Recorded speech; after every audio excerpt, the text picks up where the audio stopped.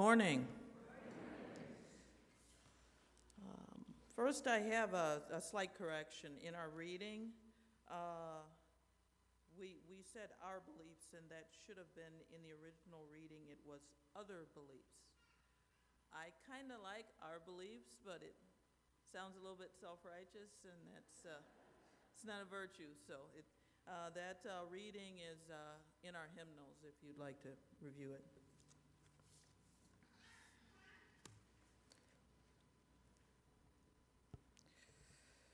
We are beginning a new month, and the theme for this month is expectation. In looking through articles on this topic, I came across something in the Journal of Personality and Social Psychology. The name of the article caught my attention. The title was "The Motivating Function of Thinking About the Future, Expectations versus Fantasies." The motivating function of thinking about the future, expectations versus fantasies. That caught my eye because I know we are all struggling with what expectations to hold in the face of our current situation and events. The article drew the conclusion that positive expectations lead to positive outcomes, and positive fantasies do not lead to positive outcomes. The article described 4 studies. The participants of the studies were graduates looking for a job, students with a crush on a peer, undergraduates anticipating an exam, and patients undergoing hip replacement surgery. Effort and performance were measured over weeks or months, up to 2 years after expectations and fantasies had been assessed.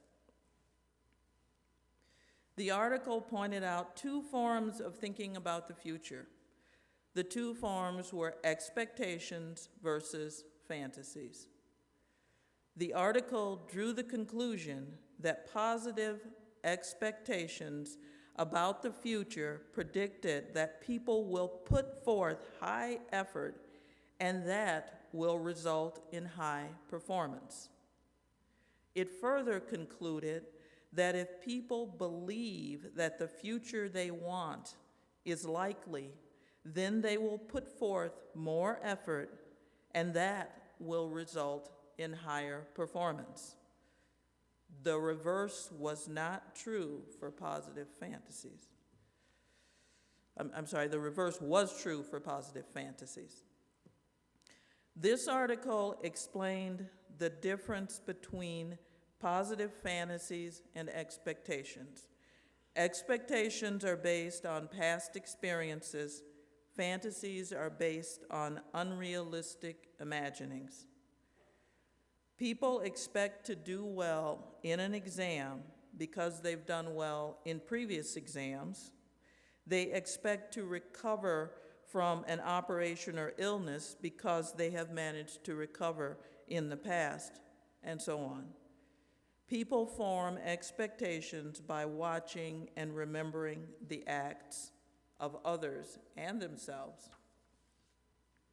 The researchers found that when trying to get a job, find a partner, pass an exam, or get through surgery, those who spent more time entertaining positive fantasies did worse. For example, those who spent more time dreaming about getting a job performed worse. 2 years after leaving college, the dreamers had applied for fewer jobs and, unsurprisingly, had been offered fewer jobs.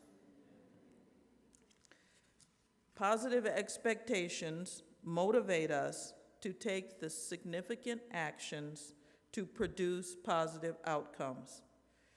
Experience of positive outcomes inspires positive expectations, and so on with a snowball effect. After reading this, I was reminded of how this relates to religion and faith. Many faiths have expectations of positive outcomes in life and possibly afterlife. These expectations are related to beliefs that if they take on certain creeds and ways of living, then good things will happen and bad things will be prevented. In other words, the expectations are based on beliefs that motivate taking certain actions. Loving actions produce positive outcomes, and these positive outcomes create expectations based on past experiences. The expectations provide motivation to take more of these actions, and the cycle continues. How similar is Unitarian Universalism to these faiths which foster the expectation of good things happening in connection with certain creeds and ways of living? Unitarian Universalism has no creed and no detailed rules. I grew up in a family heavily influenced by a religion with a creed and specific rules, like how to pray and how to dress in church. These pants on a woman would not have worked for them. I admit that in my early experiences with Unitarian Universalism, I felt a bit uncomfortable without creeds and detailed prescriptive guides and rules. And it was not helpful to hear references to Unitarian Universalism as that faith that believes in nothing, or that religion where you can believe in anything. I now realize that one of the reasons I was drawn to this faith was the absence of creeds and prescriptions, because I found it difficult to put faith in the often contradictory creeds and prescriptions. That having been said, I also realized the value of beliefs that lead to hope and faith. That hope and faith then lead to motivating expectations of positive outcomes from our actions. We do not have a creed or detailed prescriptive actions, but we have principles in the form of a covenant. The principles were originally intended to support our congregations in maintaining community between each other, with each other. Now, as for me, and I strongly suspect that this is true for many of us, I believe that the usefulness of our Unitarian Universalist principles expands beyond that original intention to support our congregations in maintaining community with each other. I also believe that many of us hold the expectation that there will be positive outcomes from honoring this covenant within our families, our congregations, larger communities, and in the world. The original seeds for the principles were adopted at the combining of the American Unitarian Association and the Universalist Church of America in 1961. The principles were revised in 1985 and amended in 1995. The original statement of the purposes of the Unitarian Universalist Association was adopted in 1961 when these two organizations were combining. The statements had been a matter of such heated debate that it almost stopped the merger. A compromised version was finally arrived at in an all-day and all-night negotiation and debate. In 1979, the incoming Unitarian Universalist Association president shared his concerns over the problems facing the denomination. He observed what he called our confusion as to what word we actually had to spread. He further observed that the old watchwords of liberalism, freedom, reason, and tolerance were worthy, but simply not catching the imagination of the contemporary world. Now, this sounds to me like an acknowledgement that something was needed, something to support, not fantastic thoughts of magic rescue in difficult times, but conceivable expectations that motivate efforts and actions. Efforts and actions that bring about positive results, solutions to difficult problems, and that meet seemingly overwhelming challenges. Does this need sound familiar? The principles which replaced the original wording in 1985 contained efforts to put traditional assumptions and language into perspective and to avoid sexist assumptions and language.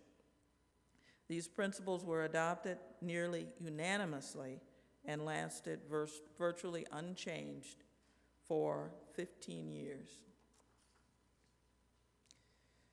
The principles are not creed by the dictionary definition, but they are a common statement of belief that for some of us come uncomfortably close to creedalism. To a great extent, the principles have been woven into the very fabric of our denominational life. The principles are featured in the front of our hymn book. They have been widely reprinted in local congregations' orders of service, posted on church walls, and even recited in unison. The principles have also guided the development of our denominational religious education program. Considering the relationship between hope and faith and expectations, what does our current situation combined with our faith call us to do? Are we being real about the seriousness of the current struggles in order to define accurately the kind of faith needed? Faith in the potential for ultimate prevailing? The faith that will allow us to bring sufficient energy to prevail.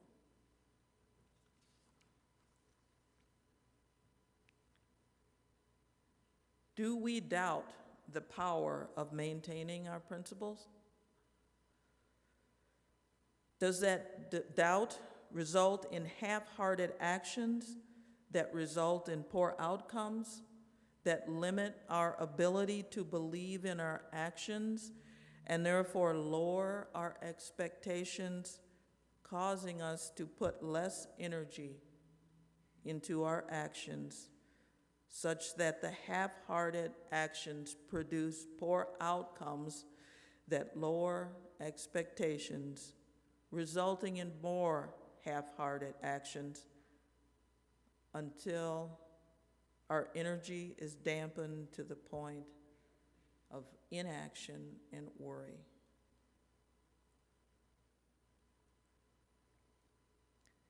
Can we not both act based on an accurate definition of the problem and yet maintain a useful amount of faith? Faith that the living of our principles in our families, congregations, and larger communities will ultimately prevail. What would that look like immediately? This following response was provided by the Religious Education Action Clearinghouse. First principle: we affirm and promote the inherent worth and dignity of every person. immediately that asks, is there any person whom I have disrespected? Am I in right relation to all people? Does someone need to hear from me today? Second principle, we affirm and promote justice, equity, and compassion in human relations. Is there any person whom I have treated unfairly? Have I taken the time to be compassionate with every person I have encountered? Have I made an effort to loosen the bonds of oppression created by my own living? If I am white, temporarily able-bodied, or exclusively heterosexual, have I made an effort to loosen the bonds of oppression created by my own living as a member of the dominant culture?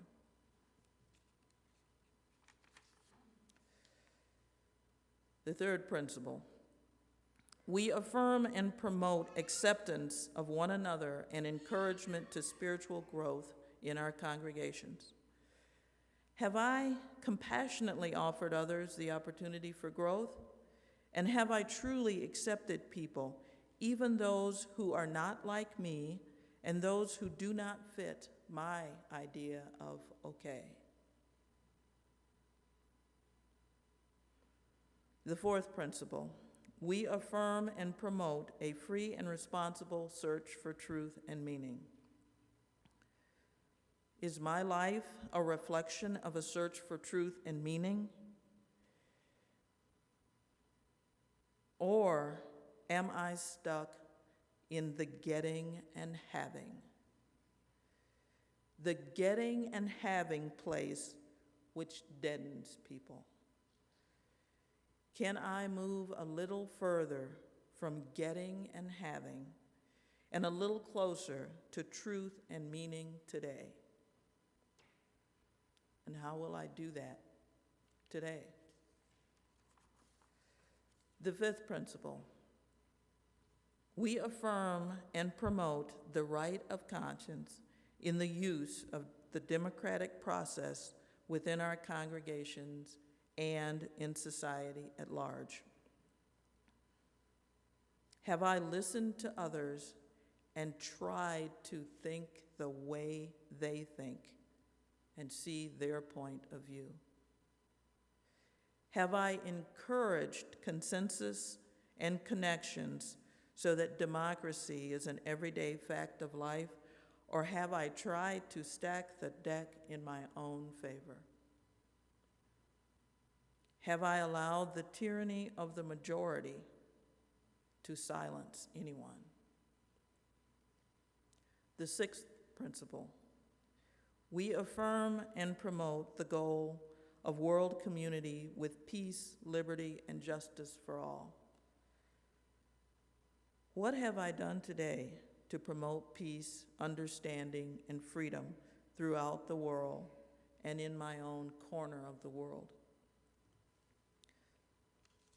The seventh principle, we affirm and promote respect for the interdependent web of existence of which we are a part. Have I reduced the negative impact of my living on the planet?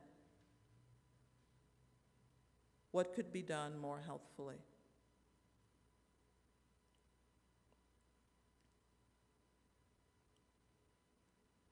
Immediate questions.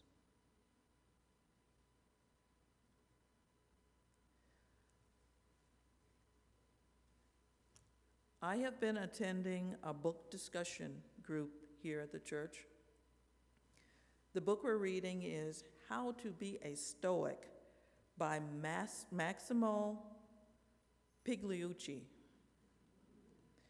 There's a chapter in that book that relates a true story about a senior naval officer who was captured and imprisoned. The officer spent 7.5 years as a prisoner of war, enduring an ordeal that included beatings, torture, as well as being regularly locked in leg irons and confined in a 3-by-9-foot cell without windows. He spent his time motivating and coaching his fellow prisoners and devising ways to interact effectively with their captors. Eventually, he was released and came back to this country in horrible physical condition, but he had survived and to some extent recovered. He was then asked in an interview to describe those who didn't make it out of the prison, those who didn't survive. He replied that it was the optimists. He described the optimists as the ones who thought they would be rescued quickly. When year after year after year they were not rescued, they died of broken hearts.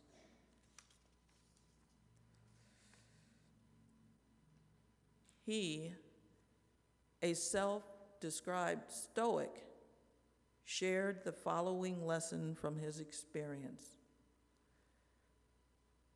We must never confuse faith that will prevail in the end with the discipline to confront the most brutal facts of our current reality.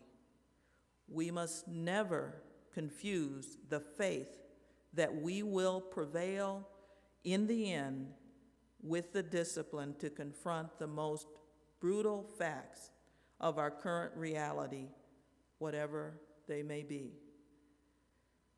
We must never lose faith and expectation that we will prevail in the end.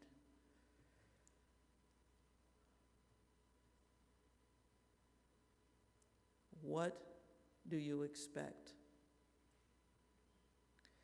Expecting to prevail in the end is not the same as expecting magic or fantastic rescues. Expecting to prevail motivates us to take the significant actions required to produce positive outcomes. The positive outcomes inspire positive expectations. The positive expectations inspire significant actions, and so on, and so on, and thus we prevail.